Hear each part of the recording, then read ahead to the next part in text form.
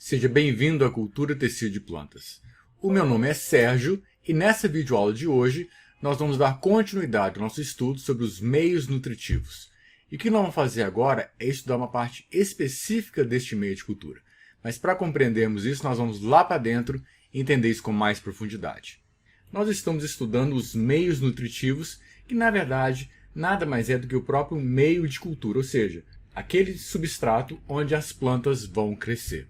E nós já vimos que o meio de cultura ele é composto de várias partes. E a principal parte que tem no meio de cultura é a água. Ele é o principal componente de todo e qualquer meio de cultura. Não importa se é o meio de cultura líquido ou se é o meio de cultura sólido. A água é o seu principal componente. E nós já vimos também que o meio de cultura ele tem uma parte inorgânica, tem uma parte orgânica e pode ter a presença do agente gelificante se o meio for um meio sólido. E nós temos aulas específicas sobre a parte inorgânica, temos aulas específicas sobre os agentes gelificantes para falar dos tipos de meio de cultura, mas nesta aula nós vamos falar sobre a parte orgânica. Na verdade, nós vamos falar sobre uma das partes que compõem a parte orgânica do meio de cultura. Mas o que é parte orgânica de um meio de cultura? A parte orgânica de um meio de cultura é a parte que vai ter os compostos que têm carbono, oxigênio e hidrogênio na sua estrutura. Tanto é que vocês viram, quando a gente estudou os macronutrientes e os micronutrientes, nós não falamos de carbono, hidrogênio e oxigênio. Nós falamos dos nutrientes minerais. Não falamos de nenhum composto orgânico. E dentro da parte orgânica, nós temos vários tipos de componentes. Nós temos as vitaminas, temos os hormônios vegetais, temos a presença de sacarose, tem a presença do inositol e tem a presença de diversos outros componentes. E nesta aula, especificamente de hoje, nós vamos estudar a parte das vitaminas, inositol e dos outros. Nós temos uma aula específica sobre os hormônios vegetais e uma aula específica sobre a sacarose. Por isso, nosso foco vão ser as vitaminas, inositol e os outros compostos orgânicos. E aqui está uma composição básica de diversos meios de cultura que nós já vimos essa tabela. E aqui está mostrando diversos tipos de meio, como por exemplo meio de White, meio de Monachis-Skugg, meio B5 e por aí afora vai. E nessa primeira parte aqui nós temos a presença dos macronutrientes, que nós já estudamos. Também temos a presença dos micronutrientes, que nós também já estudamos. Agora nós vamos estudar a parte orgânica, que é essa parte de baixo da nossa tabela. Sendo que, com relação à sacarose, nós temos uma aula específica sobre a sacarose. Nessa aula de hoje, nós vamos focar nas vitaminas e em outros compostos orgânicos que fazem parte do meio de cultura, ou seja, do meio onde as plantas que estão crescendo in vitro vão crescer e se desenvolver. E agora nós vamos entrar em detalhes em cada um deles e tentarmos dar uma ideia da importância e da participação dos compostos orgânicos nos meios de cultura para plantas in vitro. Mas eu quero chamar a atenção de vocês para o seguinte. Quando a gente olha as vitaminas, só as vitaminas, vocês podem perceber que os diversos tipos de meio eles têm diversas composições em termos de vitamina. E alguns deles sequer têm as vitaminas. Algumas vitaminas não estão presentes nele ou estão presentes em concentrações bastante baixas. Nós temos a presença do inositol, em que alguns meios de cultura têm a presença do inositol, enquanto outros meios de cultura não têm a presença do inositol. Tem alguma coisa errada com isso? Não. É porque cada meio de cultura foi feito com uma determinada finalidade. Então o que a gente faz é, quando você escolhe um determinado meio de cultura, por exemplo, eu quero trabalhar com o meio MS. Então se eu vou trabalhar com o meio MS, eu vou colocar as vitaminas que estão presentes no meio MS. Se eu vou trabalhar com o meio B5, eu vou utilizar as vitaminas que estão no meio B5.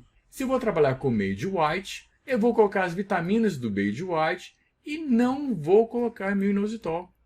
Então, cada meio tem as suas características. É importante que a gente, quando for preparar um meio de cultura, respeite aquilo que foi preparado, aquilo que foi estudado, aquilo que foi fornecido e aquilo que é dito por aquele tipo de meio. Mas vamos falar um pouco mais de detalhes no final dessa aula, para vocês perceberem que não está escrito a ferro e fogo. E o primeiro composto que nós vamos ver é a tiamina. Tiamina é uma vitamina B1. E aqui está mostrando do lado direito um frasco que você literalmente compra no mercado de altíssima pureza, maior que 99% de pureza. E ela tem diversas finalidades. E, na verdade, muitas dessas finalidades, dessas funções que nós vamos mostrar da agora em diante, não foram necessariamente observadas na cultura do tecido, mas sabe-se que aquele determinado composto participa daquele processo. Então, se infere que muitos deles aconteçam também com plantas em condições in vitro. Como, por exemplo, a tiamina é um cofator de diversas reações na via respiratória celular das plantas. Da mesma forma como participa de cofator de algumas reações que fazem parte da fotossíntese. Ela é um cofator essencial na biossíntese de determinados tipos de aminoácidos, não todos, mas de alguns.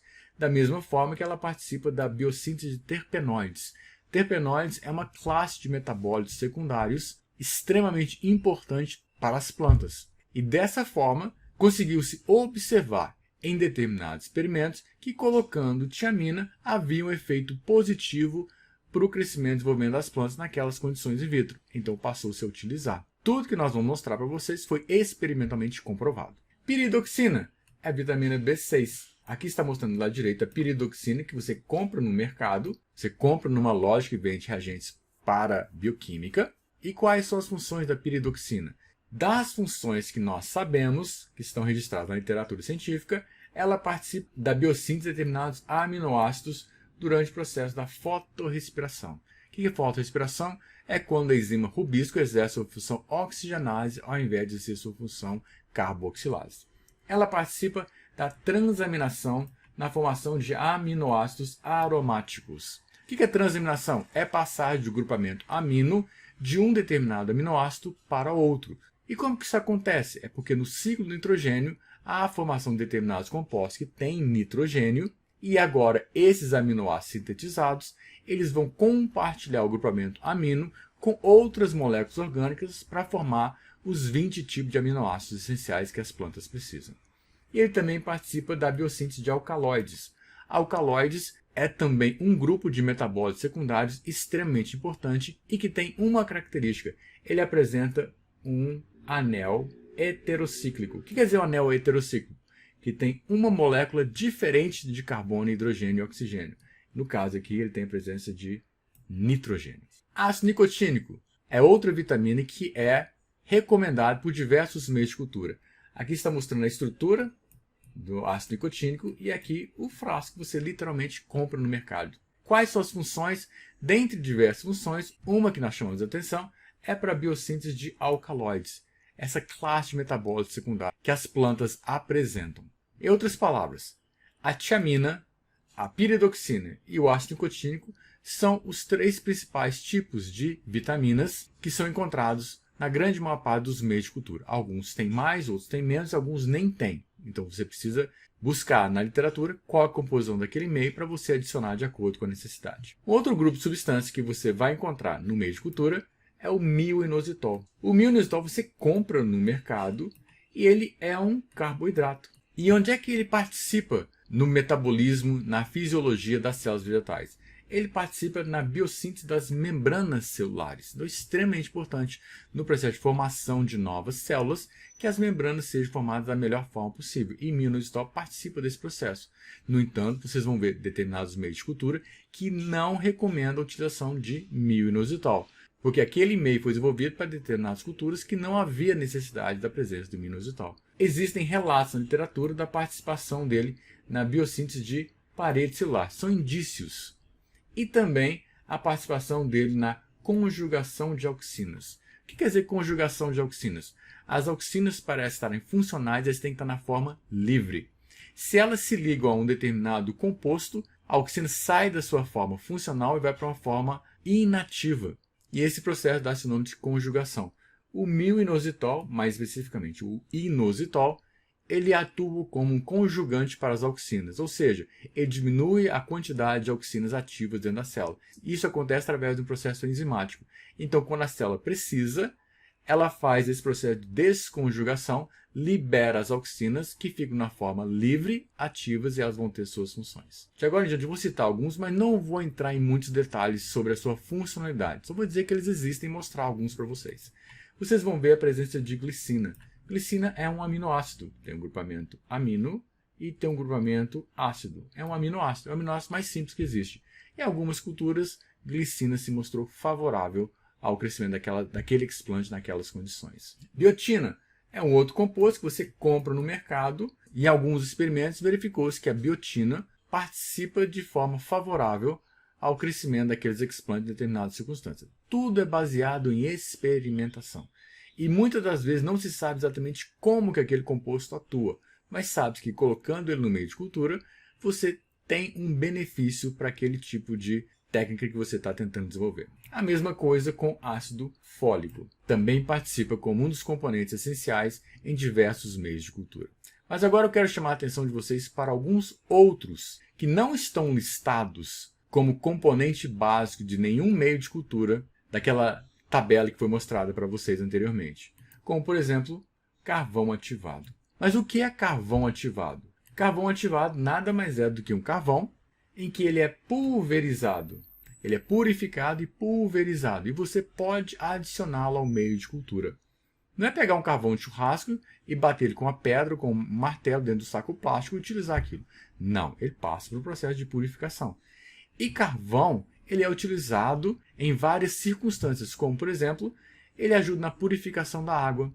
Tem muitas pessoas que tomam carvão, literalmente em cápsula, para ajudar no processo de detoxificação. Você pode colocar carvão dentro de uma geladeira que está fedendo, que o carvão vai tirar o cheiro de dentro da geladeira. E por que o carvão faz isso? Porque um carvão é um adsorvente. Não é absorvente, não. É um adsorvente. O que quer dizer um adsorvente? É que em volta da sua estrutura físico-química, ele consegue prender determinados compostos voláteis e compostos que estão num determinado meio aquoso ou num determinado meio sólido. Ele consegue prender aquela substância. Então ele tira aquela substância daquele local e ela fica indisponível para aquele meio. Mas isso pode ser utilizado na cultura de tecidos? Pode. E aqui está mostrando alguns exemplos de carvão ativado. Como, por exemplo, aqui do lado esquerdo, carvão ativado colocado em tubos de ensaio. Aqui no meio, nós temos um carvão ativado mostrando um controle sem carvão e um tratamento com carvão ativado. Vejam como que é o crescimento da plântula, simplesmente porque você colocou carvão ativado. É exatamente o mesmo meio, mas eu coloquei carvão ativado. E aqui está mostrando num frasco carvão ativado adicionado ao meio. Mas o que tem esse carvão ativado? O que ele faz? Muitas das vezes os explantes eles liberam substâncias no meio de cultura. Substâncias, quando você rompe as células, são liberados. Muitos deles são compostos metabolismos secundários, como, por exemplo, determinados compostos fenólicos, que levam ao escurecimento do meio e trazem problemas de toxicidade. E acabam inibindo o crescimento da planta por causa dos efeitos diretos daquela substância ou porque eles alteram a composição do meio por alterar o pH. Então o que você faz? Você coloca carvão ativado no meio. O que vai acontecer com as substâncias que são liberadas pelos explantes? Elas são absorvidas pelo carvão e uma vez absorvidas pelo carvão, elas ficam indisponíveis. Então a planta vai exudando esses compostos que são captados pelo carvão. E ao ser captado pelo carvão, ele fica indisponível para a planta e a planta não vai sentir os efeitos negativos dele. Existem formas de trabalhar com carvão, como por exemplo, ele não forma uma solução, ele forma uma suspensão. Então você precisa tomar determinados cuidados quando você está preparando um meio sólido com ele, porque ele vai tender a precipitar. Um outro exemplo de substância que pode ser adicionada ao meio de cultura é o ácido ascórbico, que é a vitamina C. E aqui está mostrando que você compra ele no mercado com pureza. Não é pegar um limão e espremer lá dentro, não. Não é pegar uma acerola e fazer um suco de acerola e colocar lá dentro. Não. É ácido ascórbico puro. E qual que é o papel do ácido ascórbico? Ele evita a oxidação do meio de cultura. Como nós dissemos para o carvão ativado, em que o carvão ele vai absorver esses compostos liberados no meio de cultura, neste caso, quando você coloca o ácido ascórbico, ele inibe o processo de oxidação daqueles compostos que são liberados. E, portanto, eles não vão ter o seu efeito tóxico. Você pode também colocar PVP, polivinilpirrolidona. E aqui está mostrado, você compra ele no mercado. Da mesma forma que o ácido ascórbico, ele evita a oxidação do meio de cultura. Por quê? Porque ele não permite que haja uma oxidação desses polifenóis. E esses polifenóis, quando oxidados, levam ao escurecimento do meio. Exemplo disso, quando você morde uma maçã e deixa ela exposta ao ar, há a formação de polifenóis que são oxidados que levam àquele escurecimento da maçã. Isso é um composto metabolista secundário. Quando você corta uma batata e deixa ela exposta ao ar, há um escurecimento da batata, que são polifenóis que estavam compartimentalizados dentro das células vegetais e que agora, em contato com o oxigênio, oxidam e formam esse escurecimento, que tem uma função, não é à toa. Eles servem para proteger a planta, servem para proteger contra a infecção de micro-organismos. É um mecanismo de defesa. Só que eu não quero que isso aconteça quando eu estou trabalhando com a planta in vitro. Por quê? Porque esses compostos podem trazer um prejuízo para o crescimento e desenvolvimento daquele explante. Então eu tenho que evitar isso. E uma das formas de fazer isso é colocando ácido ascórbico ou colocando polivinilpirrolidona. Existem outros. Um outro exemplo que eu queria chamar a atenção para vocês é o uso de manitol. Manitol é um carboidrato e muitas das vezes é utilizado quando você precisa alterar o potencial osmótico do meio de cultura sem colocar mais absolutamente nada no meio de cultura. Na fisiologia vegetal, vocês viram que o potencial hídrico tem vários componentes, dentre eles o potencial osmótico relacionado com a concentração de sais. Quando você vai aumentando a concentração de sais, você vai diminuindo o potencial osmótico. Mas se eu preciso diminuir o potencial osmótico do meu meio de cultura, eu vou ter que colocar mais sais. Se eu vou colocar mais sais, estou alterando a composição do meu meio de cultura. Então, para evitar alterar a composição do meio de cultura, eu posso colocar uma determinada substância que as células não vão utilizar. Eu coloco manitol. E o manitol, agora sim, serve para abaixar o potencial osmótico e isso aí vai ter o efeito que me interessa. Mas uma coisa importante, que eu quero deixar bem claro, nós não vamos esgotar todos os compostos que podem ser adicionados à parte orgânica do meio de cultura. Mas eu quero chamar a atenção para um ponto extremamente importante. É que vocês podem adicionar outros compostos orgânicos ao seu meio de cultura. Isso vai depender do quê? Vai depender das necessidades da cultura e do tipo de experimento que você está fazendo. Como assim? Você pode, em determinados experimentos, ter a necessidade de adicionar antibióticos.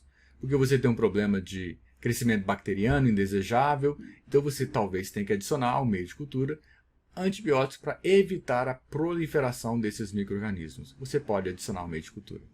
Você pode colocar tampões, como eu citei aqui no caso o MERS. É um tampão específico. O que o tampão faz? Ele é um composto que você adiciona ao meio, que evita a oscilação do pH. Nós vamos estudar mais para frente que você precisa fazer um ajuste de pH.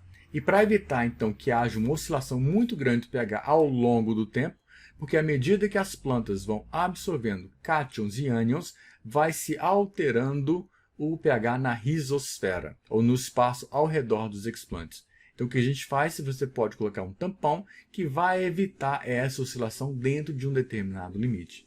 Você pode, em alguns casos, ter que adicionar determinados tipos de aminoácidos, como já é adicionado a glicina, mas pode ter outros aminoácidos que você talvez precise adicionar. Tudo respondido na base da experimentação. O que eu quero deixar claro com vocês? Que essa lista não é uma lista fechada. No entanto, quando você vai trabalhar com um determinado meio de cultura, você precisa obedecer às especificações daquele meio de cultura. E depois sim, você pode alterar aquilo, colocar um determinado composto ou tirar outro determinado composto de acordo com as suas necessidades, com seus objetivos. Desde que, quando você for colocar o material e métodos, escrever o seu artigo, você vai discriminar e vai declarar as modificações que foram feitas. Você pode aumentar a concentração de determinado composto orgânico, diminuir a concentração dele, você pode tirá-lo do meio, você pode adicionar um determinado outro composto, você pode fazer o que você quiser, desde que você discrimine e você tenha razões para fazer aquilo ali. Essa é uma área bastante complexa e ela é muitas das vezes fundamentada no princípio da experimentação. Então você faz experimentos para comprovar se há necessidade ou não daquele determinado composto. Então assim se vai, com base no conhecimento científico e com a base na experimentação, você vai elaborando, vai aprimorando o seu meio de cultura para a finalidade que você tem interesse. Basicamente era isso que nós tínhamos para passar para vocês nessa videoaula e nos vemos na nossa próxima videoaula.